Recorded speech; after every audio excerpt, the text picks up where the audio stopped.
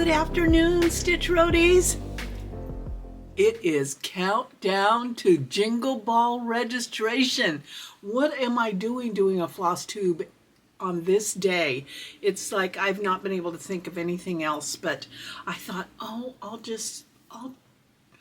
try to get on here and not forget that I'm supposed to register for the Jingle Ball. Yes, I'm very excited about it. I remember last year my very favorite thing about the Jingle Ball, and you can Google that.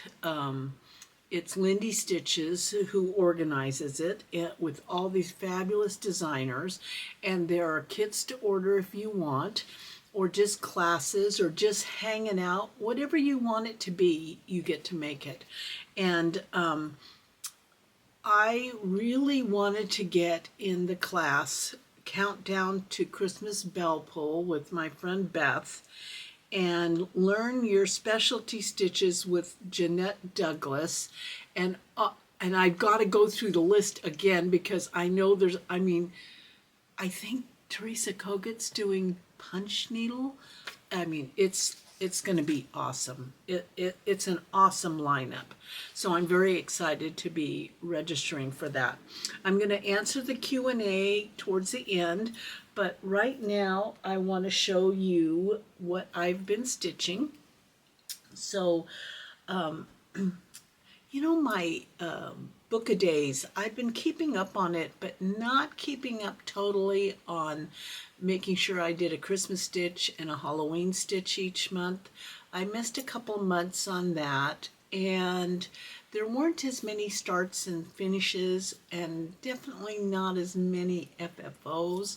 I give myself stars for those. And so I decided to just kind of take a breath. I've been on the go, it seems like, since last year. I know that seems a little bit dramatic, but I have been known to be a drama queen, so it feels great to be home for today because I have to register for the Jingle Ball. Anyhow, this morning, my middle grandson had a fun run fundraiser at his school, and so G and I were out there in the drizzling cold and rain. It seems this week that there's been, it's absolutely gorgeous outside now. It's blue sky with big puffy white clouds. You would never know that this morning we were standing out there in the drizzling rain watching a school filled with joyful children running their little feet off to raise money. But yeah, we were out there. Then we did a couple errands. I had heard from my friend Nancy that she uses an immersion blender. I didn't know what that was. So then I asked Pocket Robin if she had one, and she said, yes, I can't live without it, and sent me a picture of it. And I said, well, that looks like a medical device. And then I asked my daughter-in-law at the fun run, do you have an immersion blender? And she says, oh, yeah, my favorite. And I was like, I think I need one. And so after the fun run, G and I went to Home Goods, which is one of those shops, and found one. I haven't used it yet. I haven't even taken it out of the box, but it seems like it's something that everyone has and that I need. So we'll see. We'll see what happens with that. And then after that, we went to Trader Joe's, which is a fun kind of grocery store. And the reason we went there is because I'm a little bit rambly. Yeah. This is a channel about cross stitch. Yeah, that's what we're talking. Okay, back to why I was at Trader Joe's. It's because yesterday at Acorns and Threads, Thursday Stitch Group, one of my fellow stitchers brought a snack, and it was chips, and she offered to share a chip We each got one. It was part of her lunch after all. I was like, where did you get that? She says it was at Trader Joe's. So here, this is my new favorite thing. Yes, pumpkin chips. Pumpkin seeds, cinnamon, and nutmeg. And it's best if eaten by January 8th, 2026. Well, I can guarantee you that it won't make it to Halloween. That's my new favorite thing.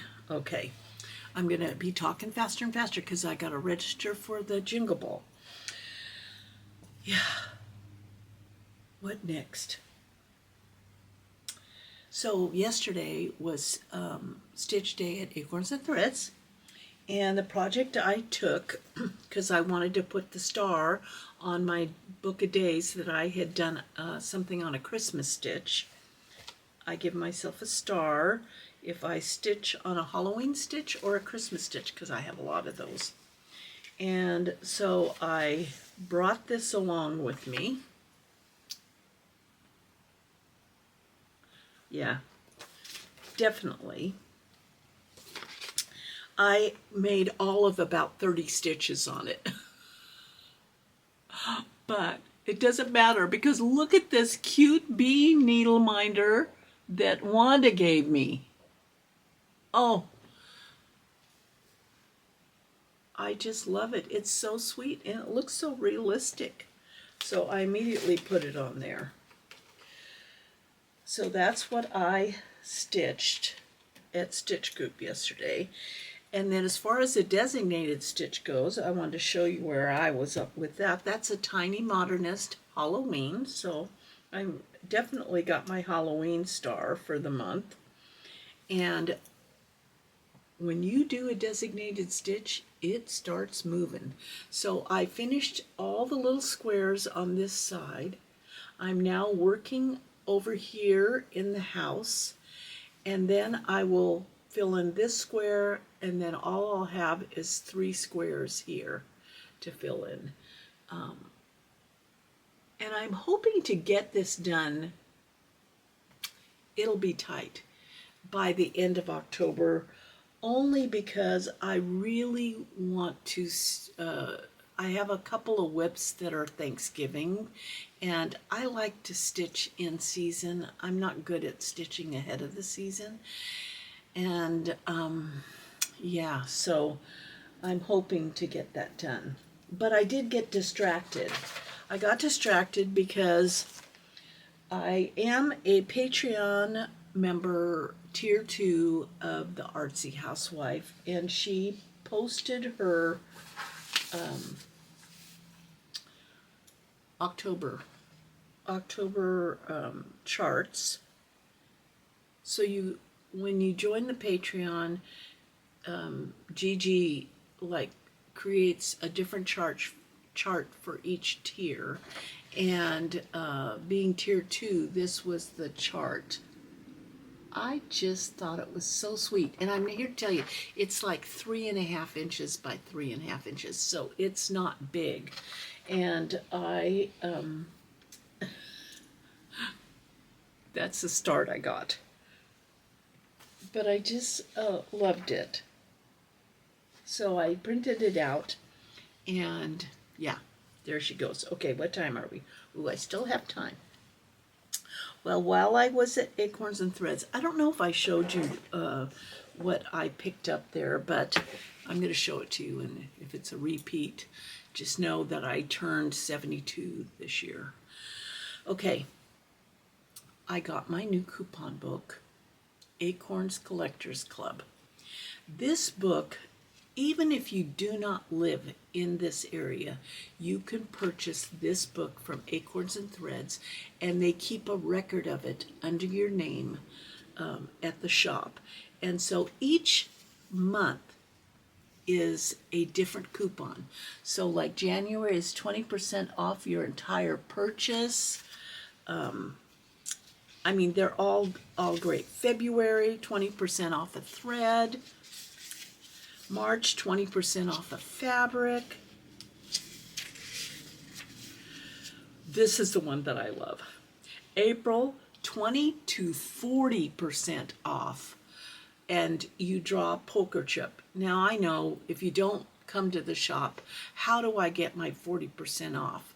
Well, one of the employees at the shop, one of the stitchers at the shop, sometimes even if I'm walking by, they say, draw a chip for so-and-so on the phone. A chip is out of the box, and whatever percent is on there, you get it. So you could conceivably get 40% off of whatever your entire purchase is. And May is 20% off the entire purchase. So this coupon book, definitely worth it. And you don't have to live here to take advantage of it. They got a new scissor in, and you know how addicted to scissors we are. These are actually made in the United States. And Clarice was telling, Clarice works at the shop, and she was telling me all about them. And I said, I've got to have them. The Scissorist. The thing about it is they've got big openings for my big fingers, and they have this and they're just really I don't know if I can, well, there we go. Yeah, I just had to get my face out of the picture. So they're at the shop. Great. Now, I don't remember if I showed you this or not, but this pattern I picked up, I'll tell you about it again because it just cracks me up. It is boomerang stitches, and I have not heard of boomerang stitches, but this cracked me up. The Great White Christmas. Now, what do you think of when I say the Great White Christmas? Let me add a little note to that. Da-dum, da-dum, da-dum. Yeah, dun, dun, dun, dun, dun, dun, dun, dun. Yes, look at this chart. I mean, you know how I am about ocean stuff. But then I thought, I could put a little red X on the points of the teeth. I know. 6 sense of humor. Yeah, no, totally cracked me up. And I decided that I was going to start a collection of Pirate Robin floss. So Acorns and Threads is now, has the whole collection of Pirate Robin's floss. And it is 100% cotton floss, and 6 strands, 10 yards. Most floss comes in 8 yards. She does hers in 10 yards. And so I just want to show you the colors. I decided just to start a collection.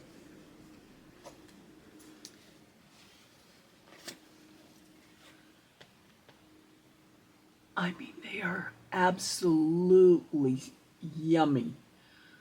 Just the yummiest. Oh. So I decided to start a collection of that for when I'm brave and don't do the called for floss, but decide to go out on a limb. And in fact, for this Great White Christmas, I decided on slate, which was I mean, her floss is just so beautiful. And Janine has the entire collection now in the shop. And I tried to pick a lot of the variegated ones because I love a variegated floss. What else? What else are we doing here? Lots of craziness is going on. I have a giveaway. It's not in a very pretty plastic bag, but the chart is good.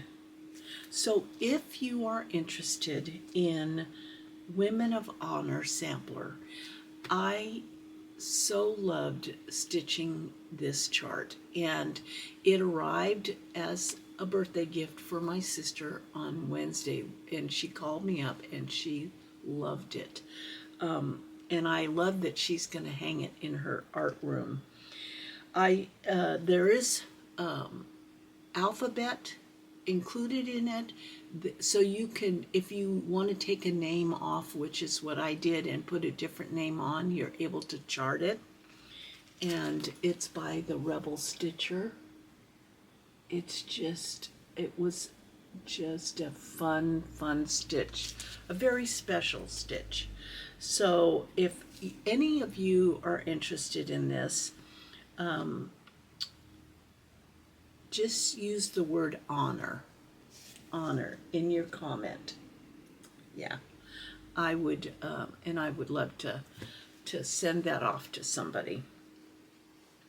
Oh, it's so funny because yesterday when I was at Acorns and Threads, I decided I wanted an orange thread bed, and Corey, Crafty Corey Stitches, makes the project bags and the thread beds for Acorns and Threads, and this one was it was orange, like fall, and I love a thread bed. And so, you know, it opens up and it has a snap, and then I had picked up 3 more variegated pirate robin flosses. Yeah, they're so pretty. So pretty. Very autumn colors. So that happened. Let me think. Okay, let's move on. Let's move on to the questions and answers. Donna asked, where should I have cross stitch framed?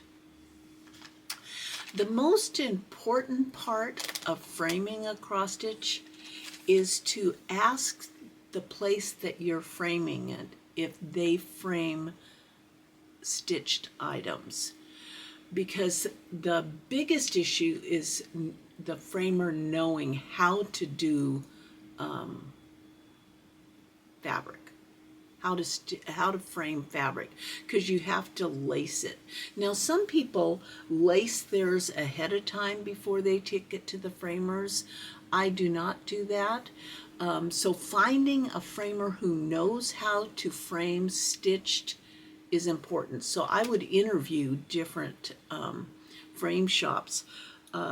Here in where I live in the greater Portland area, the closest craft store to me is Hobby Lobby, and there is a woman in there, because I know the gentleman that was there retired, but the woman in there, Heather, she absolutely knows how to frame. And if I'm going to put glass, that's where I would go. They are really good artistically at helping me pick out frames. If I wanted to mat it, that is really good.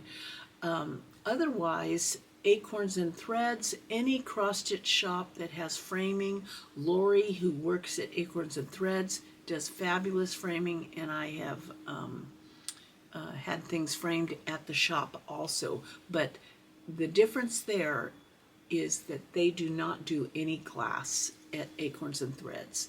So if you want glass, and sometimes I want glass and sometimes I don't, because it depends on where it's going and where I'm hanging it. If I feel like there's going to be a lot of dust, then I'm kind of want glass. If I don't, then I maybe don't need it, or depending on where the sun, a window, that's all taken into consideration. But the number one question I would ask any place that I go before I left anything there is, do you frame fabric stitched items? That's where you want to be. That's where you want to be careful. Okay. Marlene asked, where and how do you store your threads? And what about kitted projects? Okay, the threads in kitted projects. So here's the thing. The reason I want to start that program in January, where I start one kitted project, and let me just tell you, I've received positive, exciting, we want to do it and we're excited. Just know there is nobody's gonna give you stars or no stars because you didn't do it right. This is your program.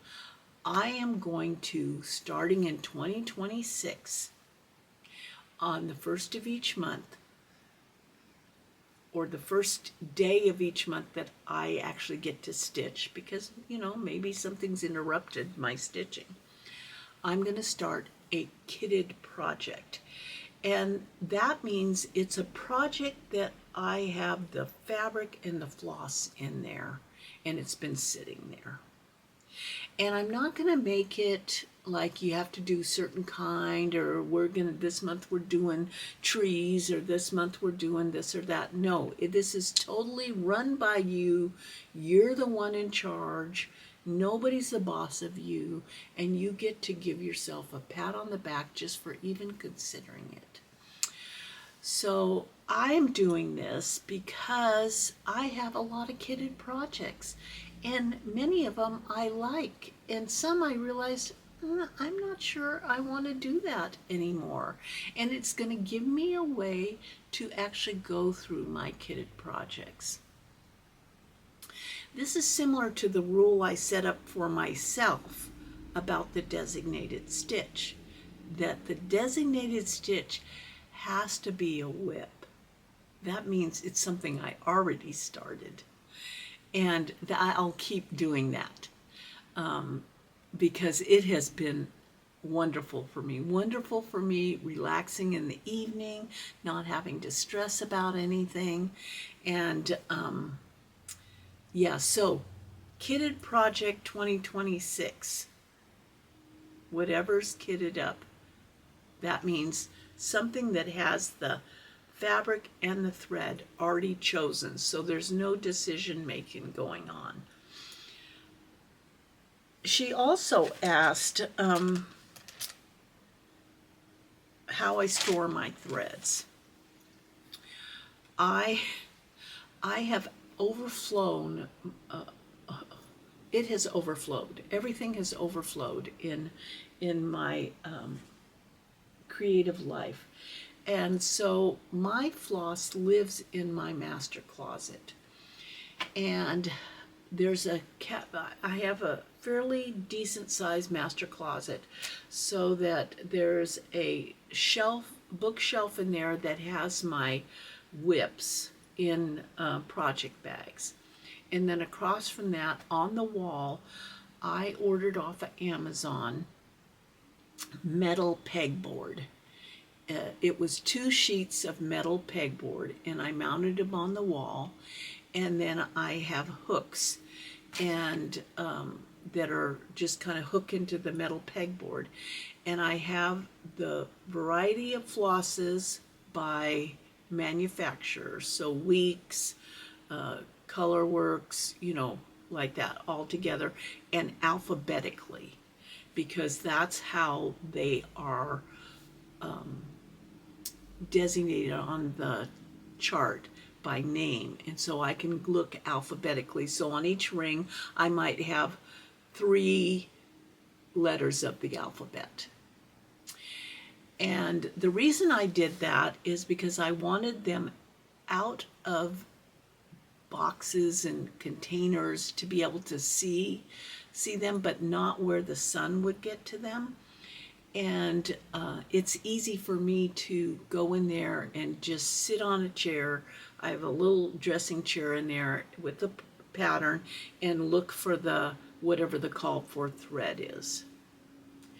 And yes, that's another reason that I want the kitted 2026 to happen in my life is because I have a lot of thread buried in those kitted projects that could be out. And I tend to, when I'm kitting something else up, if I don't see it on those rings, I go buy a new one. And I'm thinking that I'm doing a lot of double threading as they say. My DMC is in plastic boxes, and they're the plastic photo boxes that you get at the craft store.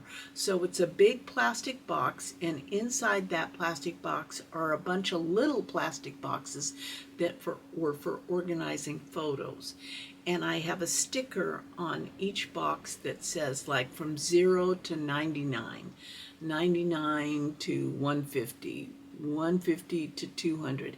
And then those DMCs just sit in those little boxes, and it's worked perfect for me. So that's how the DMC is stored. I do have to get, I have room, I have 2 metal pegboards, and I do have to get more hooks for the pocket, not the pocket robin, the pirate robin.